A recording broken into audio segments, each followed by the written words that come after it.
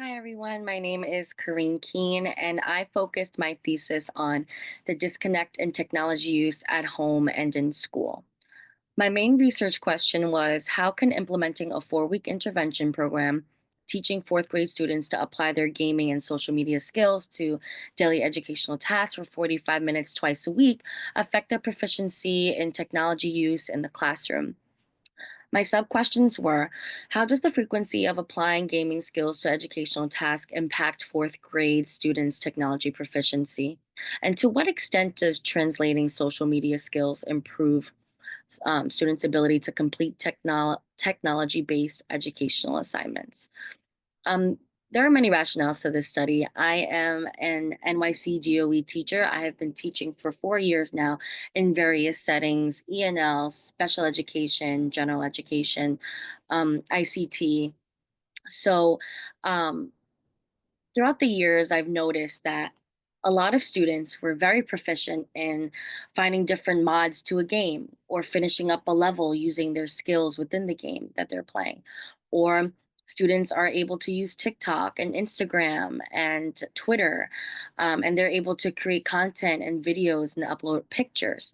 But I did not see that same type of proficiency, those same skills, when they were asked to utilize those skills to complete educational tasks. When it came to exploring applications such as Google Classroom or Clever, iReady, and different sorts of applications that are within our school, they were struggling. They didn't know how to type, they didn't know how to navigate through certain websites. So there was ultimately a disconnect that I saw. And I thought to myself, well, why is there this disconnect? And how can we close this gap? And between the technology use that is used at home versus in school for our students. Um, so the purpose of the study is to observe the disconnect between technology use at home and in school in a fourth grade classroom, specifically my ENL classroom. Technology is very prevalent in today's society with gaming and social media and within our education system, as we are constantly utilizing technology and integrating technology within different subjects. However, students were not showing proficiency when using technological resources and tools to complete these educational tasks. So based on my teaching experience, there were many instances where students were seen struggling when completing tasks online. And in order to close this gap, I decided there needed to be research on this and create an intervention over a 4 week period, twice a week, 45 minutes each, to see an increase in their proficiency. There are many literature reviews throughout this research that really stood out to me. One was from Given, a researcher in 2016. Given had done a study that recorded children using technology at home. So he was given permission to go into families' houses and see how children interacted with different types of technology. So the study focused on children's habits, skills, and the amount of time spent on using technology, such as iPads, computers, TVs, and tablets. Um, and there were findings to this research, and the findings revealed that almost 38% of children under 2 years old were exposed to technology. That is a really, really big number because it is a wide group of children under 2 years old. So they already have the foundation, they're already developing this foundation of these technological skills um, as they are exposed to technology. Archer and Savage were two researchers from 2014, and they wanted to emphasize integrating technology within reading programs. But not only reading programs, technology can be integrated into multiple interdisciplinary subjects. So it could be in math or reading or social studies, and even art, like digital art and digital art tools are available for students as well. So, overall, technology can be beneficial to student learning as they do have those prior skills um, from technology use from home. So, the research objective was to investigate how implementing this explicit instruction and lessons for students. can be a way for them to complete these educational tasks. And the goal of the intervention, this 4 week intervention, is to close that gap in technology use. There are many parts and components within the methodology.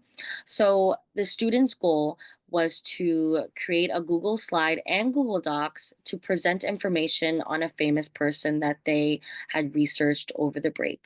So they chose whoever they wanted to choose, whoever they wanted to research, and they gathered all this information, all of these facts, and students had to display these facts on Google Docs to write a paragraph and include pictures and change fonts and then change the color to indent to bullet point.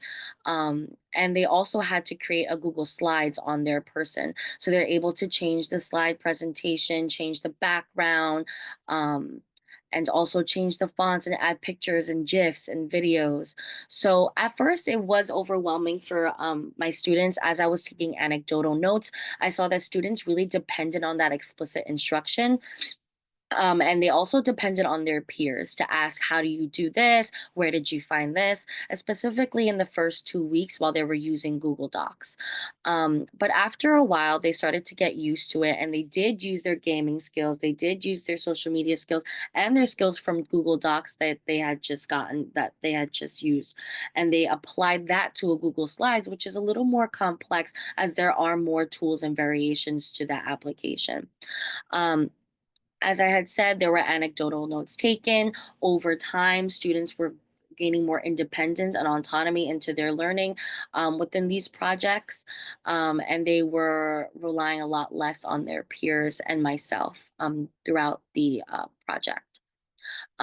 They were also graded on a specific rubric for each of the applications. There was one for Google Docs and one for Google Slides, emphasizing content, spelling and punctuation, adding on different pictures and fonts and bullet points and indentations and all of those tools.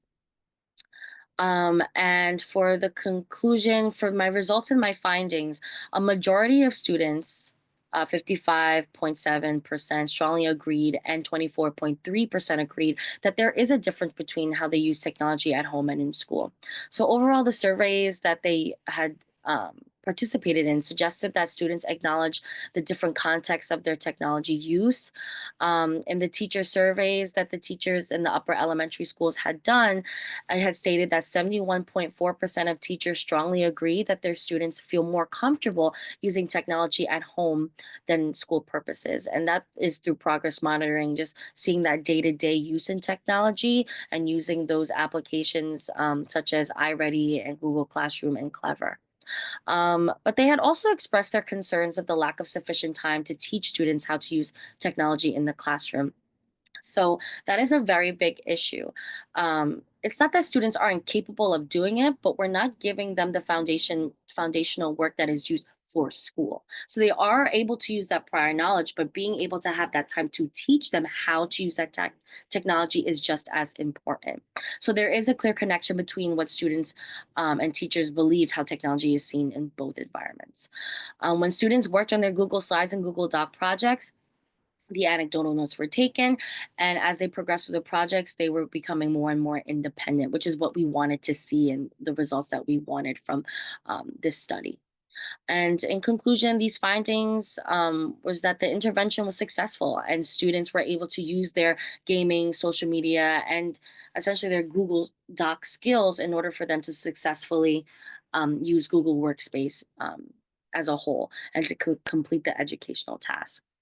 The students had fun with it. They were very creative and they were very curious with the different tools that they were able to use within these applications. And this goes beyond their academic careers. Once they are in their jobs or whatever field they're going to be in the future, they're able to use these different types of technologies and they're able to see that they're able to use it and they're able to use it successfully. One challenge that I did see was giving a lot of explicit instruction. With my students, they need that explicit instruction, they need that modeling constantly. So it could be a struggle when there is a specific time limit with the 45-minute periods and 2 periods per week. So that was a bit of a challenge. But overall, students are continuing to use these skills. They have a science project coming up, and they were very excited to use Google Slides as one of their tools that they can use to present their projects. So overall, it was very successful, and the kids had a lot of fun using it. Thank you so much for listening.